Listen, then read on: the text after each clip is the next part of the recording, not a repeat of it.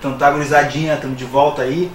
Nós paramos na ideia do artigo 3º lá da Lei Complementar 87. E agora nós vamos falar então das hipóteses legais de não incidência. Por que hipóteses legais de não incidência? Há algumas que são hipóteses constitucionais que a gente tem que saber uma certa a diferença entre ser a hipótese constitucional da não incidência e a hipótese legal da não incidência, sendo que uma é imunidade e outra é efetivamente a não incidência delimitada pela lei. E eu vou falar especialmente do que diz com a hipótese legal de não incidência sobre papéis e livros, tá? Porque ali a gente tem um nuancezinho que a gente tem que levar em consideração na hora de responder as provas de concurso. Tranquilo, gente? Então vamos dar uma olhada ali, ó. Dar uma olhada no inciso 1 do artigo 3º da Lei Complementar 87, que diz que o imposto não incide. Quando ele diz que o imposto não incide, ele está trazendo uma hipótese legal de não incidência. Ele diz assim: sobre o que, Diego? Operações com livros, jornais, periódicos e o papel destinado à sua impressão. Então aqui nós temos uma ideia que reproduz lá o texto constitucional. O texto constitucional traz uma imunidade para nós, e aqui nós temos uma hipótese de não incidência.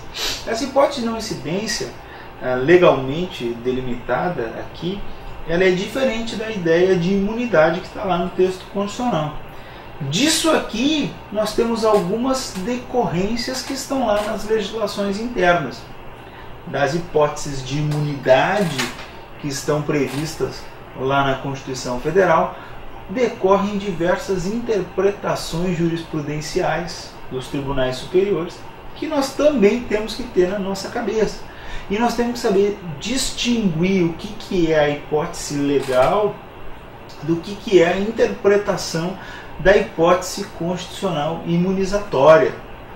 Ai, confundiu a minha cabeça. Pois é, eu vou trazer um exemplinho para vocês aqui, só para vocês entenderem a diferença é sutil, mas a gente tem que entender isso para a gente levar em consideração o comando da questão e não sair misturando coisas que são distintas.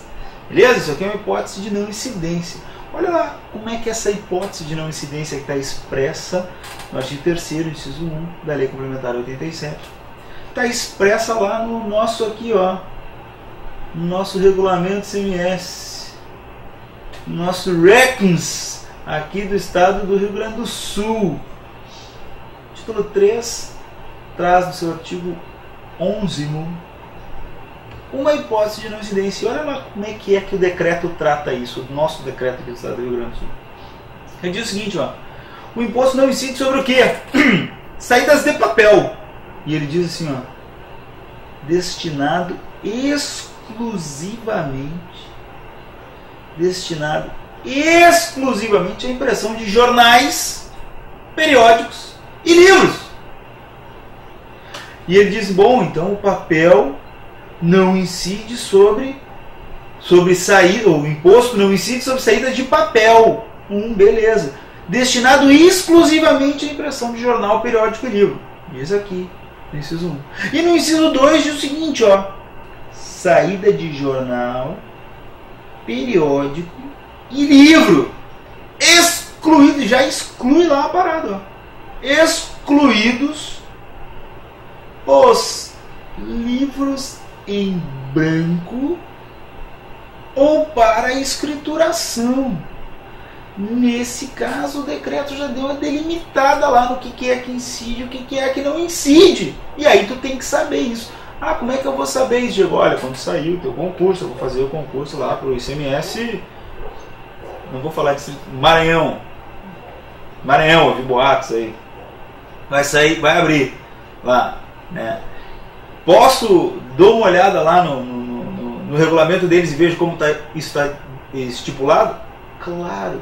Então tu leva a tua ideia da lei complementar, e nós vamos ter que falar um pouquinho sobre a Constituição, depois eu vou falar um pouquinho sobre a Constituição, mas tu vai ter como base aí a ideia do decreto deles lá, porque há essas peculiaridades. A gente não pode sair levando em consideração a jurisprudência do STF a torta e a direito. Não. Está lá expresso no decreto, o auditor fiscal tem o dever de fazer o lançamento, a não ser que tenha uma ordem lá, uma instrução normativa lá, uma portaria lá dizendo, olha, nesse caso, em face de decisões reiteradas do STF, não se procede ao lançamento de tal determinada coisa.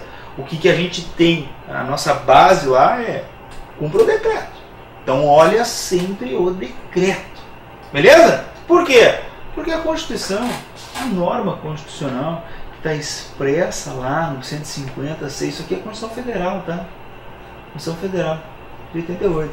A norma que está expressa no 156D, ela é uma norma imunizatória. Imunizatória. É uma norma de imunidade constitucional. E essa norma de imunidade constitucional, eu já falei, eu não sei se eu falei para você sobre isso, eu acho que eu já falei para você sobre isso. Quando o intérprete, a ideia do direito, ela decorre de dispositivos normativos. O que nós temos aqui expresso na Constituição é uma disposição normativa, ou seja, um texto legitimado pelo Constituinte, um texto legitimado por quem detinha o poder para produzir esse texto. Mas isso aqui é um texto normativo, é um texto normativo. Esse texto, esse dispositivo normativo, dele acarreta uma ideia interpretativa. Quando eu leio este texto, essa junção de caracteres, eu formo um significado. E eu, intérprete legitimado, extraio deste texto uma interpretação. Esta interpretação é que é considerada a norma jurídica. Então, do texto, da base textual, decorre a norma. E como o texto possui uma natureza plurissignificativa, de um texto eu posso extrair diversas normas.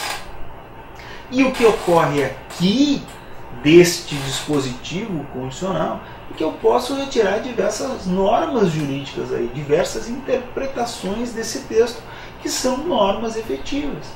Entenderam isso? E aí isso dá margem, por exemplo, para o STF alargar ou trazer novos conceitos para dentro dessa interpretação constitucional. Isso está desconectado da ideia que está expressa em um decreto lá. Lá no decreto nós temos comandos que são mais práticos.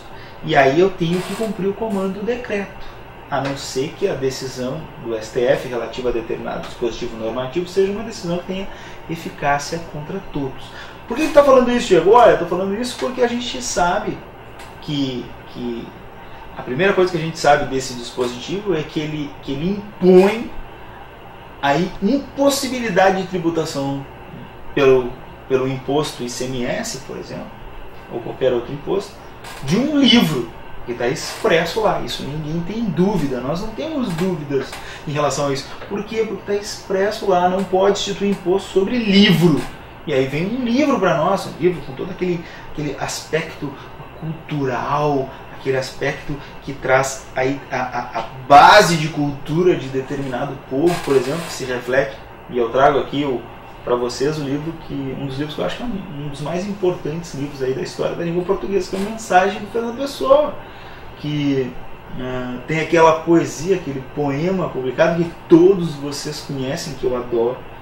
Vocês conhecem só uma partezinha, mas que se chama Mar Português, que é um poema lindíssimo que fala: ó mar salgado, quanto do teu sal são lágrimas de Portugal.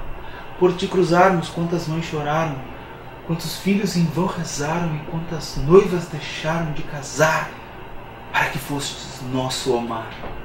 E aí vem a parte que tu conhece. Valeu a pena? Tudo vale a pena se a alma não é pequena.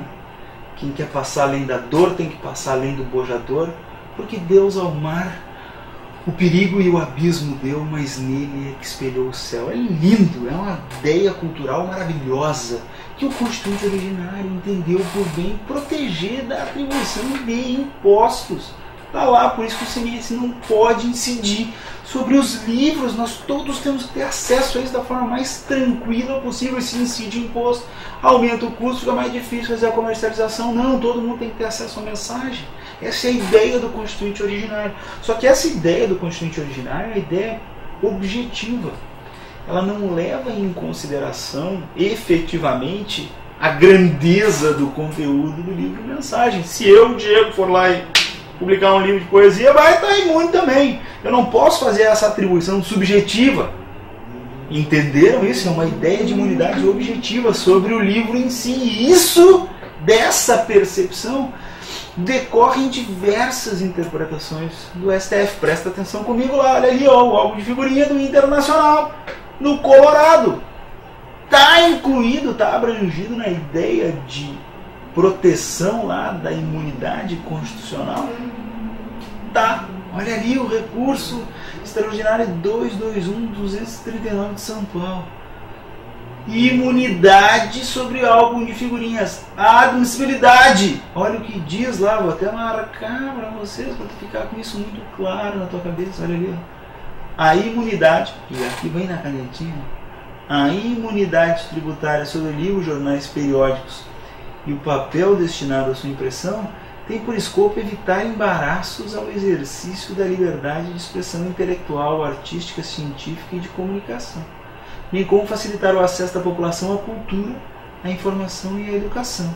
O Constituinte não faz ressalvas quanto ao valor artístico ou didático, a relevância das informações divulgadas ou a qualidade cultural de uma publicação. E aí não cabe ao aplicador da norma constitucional em tela afastar este benefício fiscal instituído para proteger o direito tão importante ao exercício da democracia. Por quê? Por força de um juízo subjetivo acerca da qualidade cultural, valor pedagógico de uma publicação. Então, nesse caso, o STF entende que aqui é imune e não posso instituir o ICMS, mas aí eu leio lá a norma do decreto e, pô, será que está dentro do que está expresso no decreto? A regra geral é a gente entender que não. Mas o STF disse que é imune. Por isso, tu tem que ter muito clara essa distinção, tem que olhar muito claramente o comando da questão e não partir de nenhum pressuposto que não seja o pressuposto da delimitação do decreto do teu âmbito de prova, do estado lá delimitado que tu for fazer a prova. Então, primeira coisa, o pressuposto é o decreto.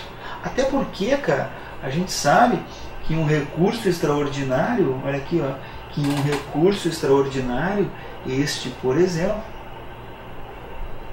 tem um efeito aqui, o efeito deste recurso extraordinário, a gente sabe que é também inter, só que é inter partes, é entre as partes. O recurso extraordinário tem efeito entre as partes. Então não é todo mundo que tem, quem tem foi o cara que entrou lá. Ah, mas pode acontecer de o Estado entender que, em face de reiteradas decisões jurisprudenciais relativas a esse ponto, ele deixa, o auditor fiscal não precisa fazer o lançamento. Sim, se fizer lá uma norma dizendo que nesse caso não é para se fazer, não vai se fazer. Mas tem que levar tudo isso em consideração, não pode partir do pressuposto das coisas. A tua base num concurso de fiscalização é sempre o decreto, e por isso esse ponto é muito importante a gente ter clara essa diferença entre a ideia, a norma de não incidência que está na legislação, que vai dar base, ou que vai ingressar na lei do Estado, no decreto do Estado, e as decisões do STF.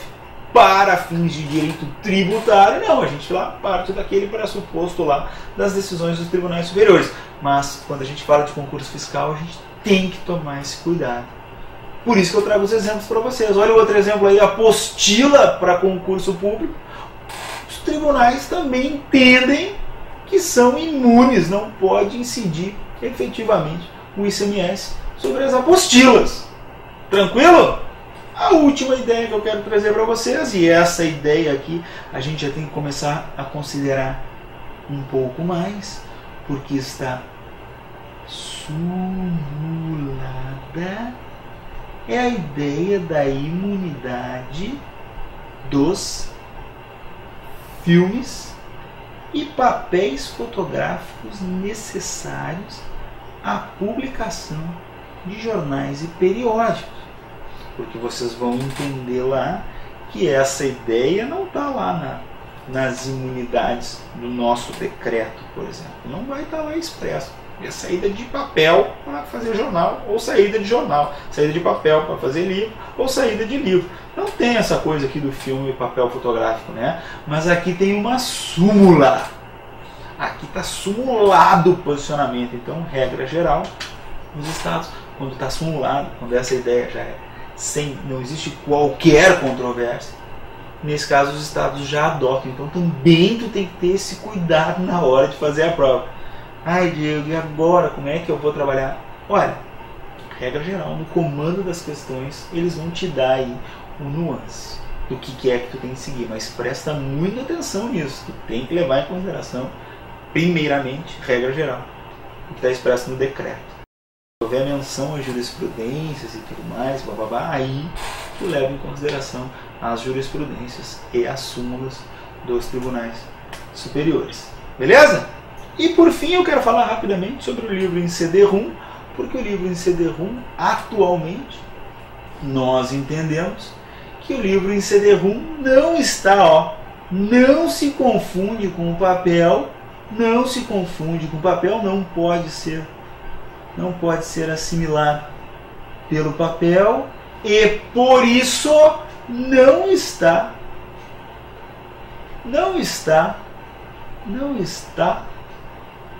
imune. Não está imune. Então isso aqui não vai estar lá nos decretos. Um que outro decreto pode trazer, pode dar uma isenção, pode. Mas regra geral, não está imune ao ICMS. Essa é a posição atual do STF.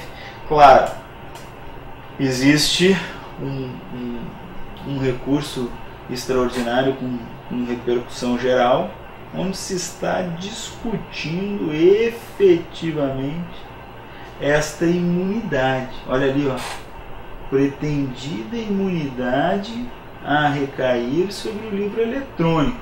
Nesse caso, está sendo discutido ainda pelo STF e nós vamos ter uma manifestação disso em breve. Quando tiver essa manifestação, eu vou gravar um videozinho e vou trazer para vocês. Mas nós temos que levar em consideração que isso é uma posição jurisprudencial num caso concreto. Tá bom? Então, regra geral é a incidência do ICMS. Tá joia, gente? Beleza? Tranquilo? Então vamos passar para o inciso 2. Esse inciso 1 é bem complicado, é um pouco chato. A gente tem que saber essas distinções, essas nuances aí, porque a gente não está trabalhando aqui efetivamente com direito tributário, nós estamos trabalhando com legislação tributária, e são aí onde as coisas começam a complicar. Quando a gente fala de direito tributário, efetivamente, a gente vai lá na posição do STF e está feliz da vida, tranquilo, é isso que a gente precisa saber, é isso que o examinador quer que a gente saiba. Agora, quando a gente fala de legislação tributária, o furo é um pouquinho mais embaixo, porque na prática as coisas acontecem de forma distinta do que está expresso lá nos tribunais, porque, regra geral, os recursos e as ações que são impetradas nos tribunais são ações de efeitos concretos entre as partes. Quando a gente fala de uma ação direta de constitucionalidade, que tem um efeito erga omnes, aí sim a gente não tem problema. Mas quando a gente traz essas jurisprudências para vocês, elas são jurisprudências de controle difuso, né? Efetivamente nem em controle difuso, mas sim uma ação normal, um recurso extraordinário, tá? E o efeito aqui é entre as partes, então a gente tem que partir do pressuposto do decreto, tá joia? Beleza? Feita essa ressalva aí, vamos entrar no inciso 2. Inciso 2 é o seguinte: o imposto não incide sobre o quê? Operações e prestações que destinem ao exterior mercadorias, inclusive produtos primários e industrializados, semi-elaborados ou serviços. Opa, mas o que é isso, Diego? Isso é uma norma de não incidência legal que já perdeu aí a sua razão de ser, porque houve uma alteração constitucional que ampliou as hipóteses de imunidade para todas as operações ou prestações que enviem bens ou serviços para o exterior. Olha a redação original da Constituição Federal como é que é. Não incidirá sobre operações que destinem ao exterior produtos industrializados, excluídos os semi-elaborados definidos em lei complementar. Então aqui dava margem para existir uma isenção heterônoma. A lei complementar ia definir o que era e o que não era imune, né? A gente fala isenção heterônoma, mas a ideia é o que seria imune à incidência do ICMS. E isso foi alterado. O inciso 10 da linha A, a partir de 2003, teve a redação dele, desse dispositivo constitucional foi alterado. Então diz atualmente que o ICMS não incidirá sobre operações que destinem mercadorias para o exterior. Olha só, agregou o serviço já, ó, nem sobre serviços prestados,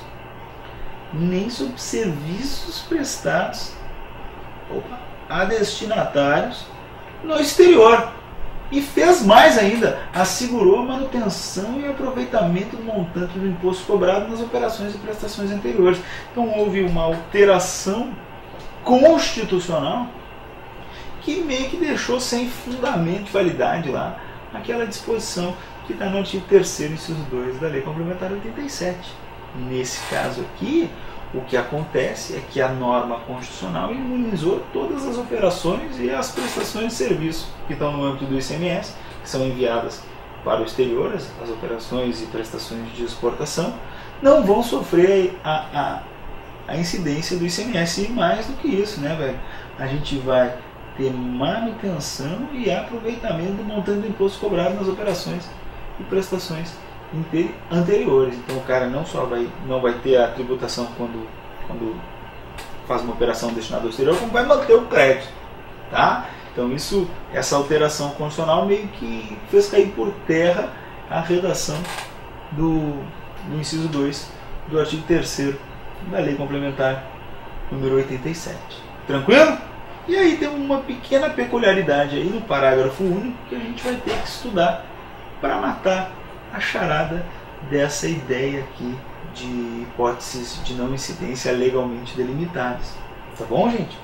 Então essa é a ideia final aí que nós temos que ter desse módulo, para vocês poderem entender bem essa ideia das operações e prestações destinadas ao exterior.